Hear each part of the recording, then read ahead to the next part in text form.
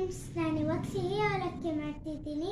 ಮೊದಲು 1 ಕಪ್ಪು ದಪ್ಪ ಅವಲಕ್ಕಿ ಹಾಕ್ತಿದ್ದೀನಿ, ನೆನೆಸಿಟ್ಟಿರೋದು.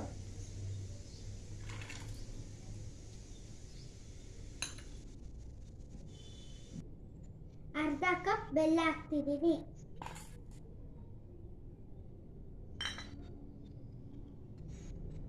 ಅರ್ಧ ಚಮಚ ಏಲಕ್ಕಿ ಪುಡಿ ಹಾಕ್ತಿದ್ದೀನಿ.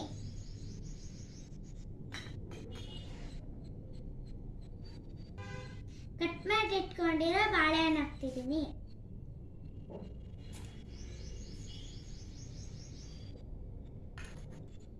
ಒಂದು ಸ್ಪೂನ್ ತುಪ್ಪ ಹಾಕ್ತಾ ಇದ್ದೀನಿ. ಅರ್ಧ ಕಪ್ ಕಾಯಿ ತುರಿ ಹಾಕ್ತಾ ಇದ್ದೀನಿ.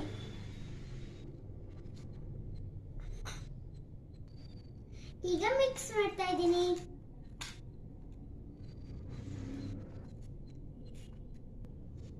ಈಗ ಸರ್ವ್ ಮಾಡ್ತಾ ಇದ್ದೀನಿ. ಸಿಹಿ ಅವಲಕ್ಕಿ ರೆಡಿ ಆಗಿದೆ. ಇದನ್ನ ದೇವ್ರ ನೈವೇದ್ಯಕ್ಕೂ ಇಡಬಹುದು. ನನ್ನ ವಿಡಿಯೋನ ಲೈಕ್ ಮಾಡಿ, ಶೇರ್ ಮಾಡಿ, ನನ್ನ ಚಾನೆಲ್ಗೆ ಸಬ್ಸ್ಕ್ರೈಬ್ ಆಗಿ. ಧನ್ಯವಾದಗಳು.